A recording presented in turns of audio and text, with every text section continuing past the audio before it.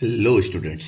आज हम national income के न्यूमेरिकल्स की बात करेंगे। ठीक है, राष्ट्रीय आय कि इस चैप्टर में न्यूमेरिकल किस तरह से पूछे जाते हैं। लेकिन न्यूमेरिकल्स बिल्कुल सिंपल होते हैं, थोड़ा सा भले ही दिखने में लेंथी लगे, लेकिन अगर फार्मूला याद है, जैसे राष्ट्रीय आय निकालने के लिए हमारे पास 3 विधियाँ होती हैं, उत्पाद विधि, आय विधि और व्यय विधि।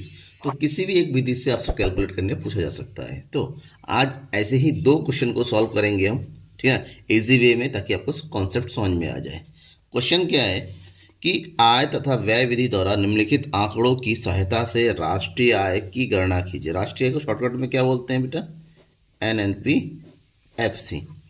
ठीक है, हमें राष्ट्रीय आय की गणना करनी है। और देखिए, आय और व्यय विधि दोनों विधि से पूछा गया है। आय विधि और व्यय विधि, income method and expenditure method, ठीक है, दोनों विधि से पूछा गया है। और हमारे पास ये आइटम दे रखे हैं, लेकिन ध्यान में ये रखना कि आय विधि में क्या क्या आएगा और व्यय विधि में क्या क्या आएगा, क्योंकि इसके बिना तो आप कर नहीं पाएंगे। क्योंकि व्यय विधि में जो आइटम्स आता है वो आय विधि में नहीं आएगा, और आय विधि में जो आता है वो व्यय विधि में नहीं आएगा। आय विधि में जितने भी इनकम्स हैं उनको इंक्लूड किया जाता है।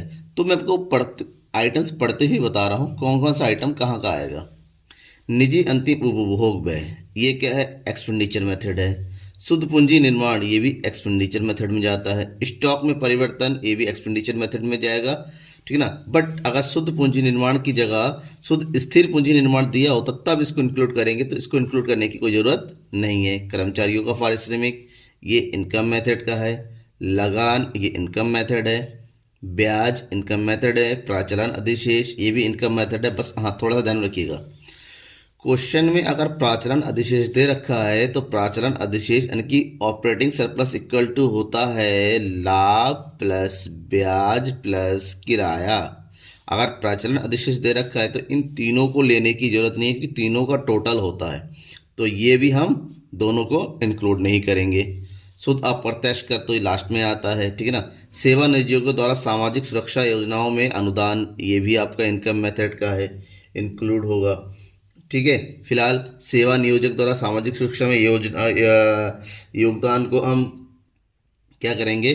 सेवा नियोजकों द्वारा, ठीक है, ये भी हमारा इनकम मेथड में आता है। लेकिन एक चीज़ ध्यान रखें, यहाँ पर भी ध्यान रखनी चाहिए, यहाँ पर देखा कर्मचारियों का पारिश्रमिक, इसमें टोटल किया हुआ होगा कर्मचारियों का पारिश्रमिक। अगर इसमें केवल वेतन दिया होता, ठीक है ना, या फिर कुछ और देता, यहाँ पर पूरा लिखा हुआ कर्मचारियों का पारिश्रमिक, इसका मतलब ये हुआ कि सेवा नियोजकों का सामाजिक सुरक्षा में अंशदान जो है वो इसमें जुड़ा हुआ है, तो हमें इसको भी इंक्लूड नहीं करना है। शुद्ध निर्यात, ये एक्सपेंडिचर मेथड में जाता है। विदेशों से शुद्ध साधन आए, आपको पता ही तो बात की कैलकुलेशन में लगता है। सरकारी अंतिम उपभोग व्यय एक्सपेंडिचर मेथड में है। स्थायी पूंजी का उपभोग, ये आपका डेप्रिसिएशन होता है, ठीक है ना। ये आपका विदेशी शुद्ध साधन आय, ये होता है NFIA। अब इतना सब पढ़ने के बाद हम चलिए हम कैलकुलेट करते हैं। सबसे पहले हम यूज़ करेंगे कौन सा मेथड? आय विधि, इनकम मेथड,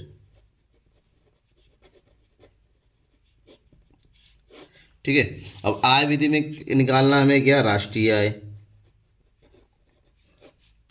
आय विधि से राष्ट्रीय निकालने के लिए जितने भी इनकम है उसको जोड़ देना है। इनकम में क्या दिया हुआ है हमारे पास? दैट इज कर्मचारियों का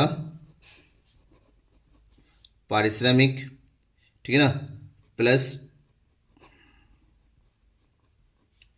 परिचालन अधिशेष। अगर इन दोनों को ऐड करते हैं तो ये आ जाता हमारे पास NDP-FC।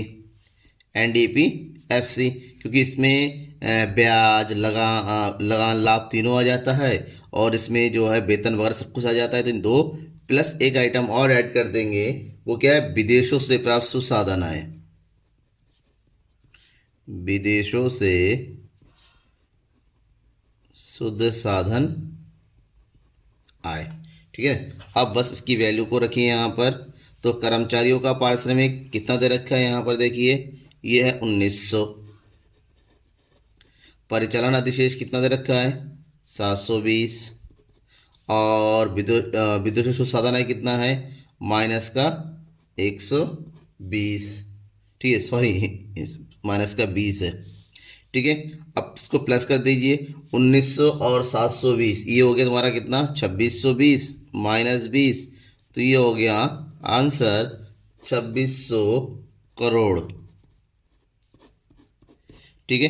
अब क्या है, आंसर आने के बाद क्योंकि एक ही क्वेश्चन में दो विधि लगाना है तो दूसरी विधि का भी आंसर इतना ही आएगा, रीचेक हो जाएगा आपका। नहीं आता है तो कहीं ना कहीं कोई मिस्टेक होगा। ठीक है। तो अब हम यूज करेंगे व्यय विधि का। व्यय विधि में जब सारे व्यय को ऐड करते हैं ना तो बेटा ध्यान में रखिएगा, तब हमारा निकलता है जीडीपी एमपी। ठीक है ना। हम सबसे पहले यहाँ पर जीडीपी एमपी निकालेंगे। जीडीपी एमपी जितने भी व्यय है सबको ऐड कर दीजिए। व्यय कौन कौन सा दे रखा है इसमें, निजी अंतिम उपभोग व्यय प्लस शुद्ध पूंजी निर्माण। एक चीज और ध्यान रखिएगा, अगर यहाँ पर शुद्ध पूंजी निर्माण, एक होता है सकल पूंजी निर्माण, एक होता है शुद्ध पूंजी निर्माण। अगर शुद्ध दे रखा है तो जीडीपी एमपी नहीं आता है, क्या आता है, एनडीपी एमपी आता है। नॉर्मली सकल पूंजी निर्माण दे रखा था लेकिन शुद्ध दे रखा है तो ये एनडीपी एमपी होगा। इस बात का बिल्कुल ध्यान रखना है आपको। प्लस स्टॉक में परिवर्तन आएगा नहीं क्योंकि यहाँ पर पूंजी निर्माण दे रखा है, इसका मतलब स्टॉक जुड़ा हुआ है। ठीक है। इसके बाद क्या आएगा, प्लस शुद्ध निर्यात प्लस सरकारी अंतिम उपभोग व्यय।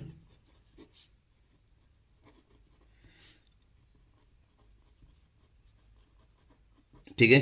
अब इन चारों की वैल्यू को रखना है यहाँ पर, तो हमारे पास आ जाएगा एनडीपी एमपी बराबर निजी अंतिम उपभोग व्यय कितना दिया हुआ है 2000, शुद्ध पूंजी निर्माण है 400, तो ये आ गया 2000 प्लस 400 प्लस शुद्ध निर्यात कितना दिया हुआ है यहाँ पर 20, सरकारी अंतिम उपभोग व्यय दे रखा है 600। ठीक है। अब इतना कैलकुलेट कीजिए, 2000 2400 3000 3020, ये हो गया 3020 करोड़। अब एनडीपी एमपी आ गया। ये तो हमारा टारगेट नहीं था, हमारा टारगेट क्या कैलकुलेट करना था, राष्ट्रीय आय। अब निकालिए राष्ट्रीय यानी कि एनएनपी एफसी। हमारे पास है क्या, एनडीपी एमपी। अगर हमारे पास एनडीपी एम है तो एनएनपीएफ से निकालने के लिए क्या, डी को एन में कन्वर्ट करेंगे यानी कि एनएफआईए विदेशों प्राप्त शुद्ध साधन आय को जोड़ेंगे और एमपी को एफसी में बदलने के लिए शुद्ध अप्रत्यक्ष एनआईटी को माइनस करेंगे, शुद्ध अप्रत्यक्ष कर। वैल्यू क्या है 3020, तो एनडीपी एमपी हो गया। एनएफआईए कितना दे रखा है -20, तो यहाँ पर डाल देंगे प्लस -20। और शुद्ध अप्रत्यक्ष कर कितना दे रखा है, शुद्ध अप्रत्यक्ष कर देखिए यहाँ पर दिया हुआ होगा ये।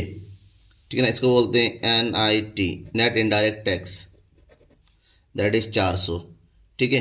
इस 400 को यहाँ लिखेंगे तो ये हो गया आपका 3020 प्लस प्लस माइनस -420, तो ये हो जाएगा हमारे पास कितना 2600। ठीक है ना, करोड़। अब देखिए दोनों में, ये पहले वाले का आंसर है, ये दूसरे वाले का आंसर है, दोनों ही सेम है। दैट इज हमने क्वेश्चन बिल्कुल सही सॉल्व किया है। ठीक है। ये तो एक टाइप का क्वेश्चन हो गया। अब हम बात करेंगे दूसरे टाइप के क्वेश्चन की। अब एग्जाम में कभी भी कि इस टाइप का क्वेश्चन भी आता है कि व्यक्तिगत प्रयोजन, निजी आय और राष्ट्रीय आय कैलकुलेट कीजिए। ये व्यक्तिगत अलग अलग भी आ सकता है, मैंने कंबाइन बता दे रहा हूँ उस क्वेश्चन में ताकि वो समझ में आ जाए। अब आइटम में क्या दे रखा है, हमारे पास व्यक्तिगत आय ऑलरेडी दे रखा है। व्यक्तिगत यानी कि पर्सनल इनकम, व्यक्तिगत प्रयोजन मतलब पर्सनल डिस्पोजेबल इनकम।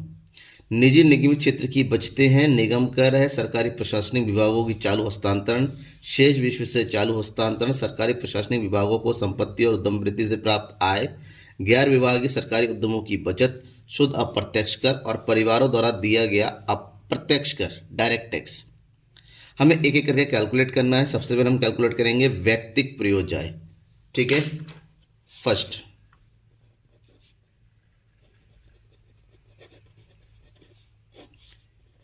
व्यक्तिगत प्रयोजन, हमारे पास गिवन क्या है, व्यक्तिगत आय। ठीक है ना, तो ये हो गया व्यक्तिगत। व्यक्तिगत से व्यक्तिगत प्रयोजन निकालने के लिए क्या किया जाता है, जितने भी प्रत्यक्ष कर होता है, जो इनकम टैक्स वगैरह पे किया जाता है उसको माइनस कर देंगे। जितने भी टैक्सेस माइनस कर देंगे उसके बाद व्यक्तिगत प्रयोजन आएगा। बिल्कुल सिंपल ध्यान में रखिएगा। ठीक है ना। तो हमारे पास व्यक्ति का आय कितना दे रखा है 1225, माइनस प्रत्यक्ष कर कितना दे रहा है 25, तो व्यक्तिगत प्रयोज्य कितना हो गया 1200 करोड़। समझ में आ गया ना, बस इतना ही करना है। व्यक्तिगत प्रयोज्य व्यक्तिगत आय में से प्रत्यक्ष कर को माइनस करके कैलकुलेट किया जाता है, बस इतनी सी बात ध्यान में रखना है आपको, ठीक है। अब सेकंड पॉइंट क्या है, सेकंड पॉइंट में आपको निकालना है निजी आय। निजी आय देखिए नॉर्मली अपने एग्जाम में बुक में क्या पढ़ा हुआ है, आपने देखा होगा निजी आय से व्यक्ति का आय कैलकुलेट किया जाता है। अब हमारे पास तो व्यक्ति का आय दिया हुआ है, हमारे पास व्यक्ति का आय दे रखा, उल्टा करना है। निजी आय से व्यक्ति आय निकालने के लिए निगम कर, ठीक है ना, निगम कर को घटा दिया जाता था, ठीक, और आपको शेष विशेष चालू हस्तांतरण को जोड़ा जाता था, यानी कि उल्टा करेंगे। जो कुछ भी वहाँ प्लस करते थे यहाँ पर माइनस करेंगे, क्योंकि रिवर्स करना है। अब हमें निजी आय से व्यक्ति का कैलकुलेट नहीं करना है, व्यक्ति आय से निजी आय कैलकुलेट करना है। तो ऐसे में जो फार्मूला बनेगा कुछ इस तरह से बनेगा, हमारे पास दिया हुआ व्यक्ति का आय, व्यक्तिक आय, ठीक है। अब व्यक्तिक आय में हम प्लस कर देंगे निजी निगमित क्षेत्र की बचत प्लस और क्या दे रखा है एक निगम कर। ये दोनों आइटम को हम क्या कर देते हैं प्लस कर देंगे, इसके अलावा कोई दूसरा आइटम है नहीं, ठीक ना, तो दोनों को प्लस कर देंगे। तो व्यक्ति का दे रखा है हमारे पास 1225, निजी निगम क्षेत्र की बचतें दे रखा है 12, और ये दे रखा है हमारे पास 23, ठीक है ना। अब सबको जोड़ दीजिए तो कैलकुलेट करके आएगा ये, देखिए 5 2 7 और 3 10, 2 3 4 5 और 1 6, इधर जो 2 इधर हो गया 1, कितना हो गया ये 1260 करोड़, ठीक है। अब लास्ट क्या कैलकुलेट करना है राष्ट्रीय आय।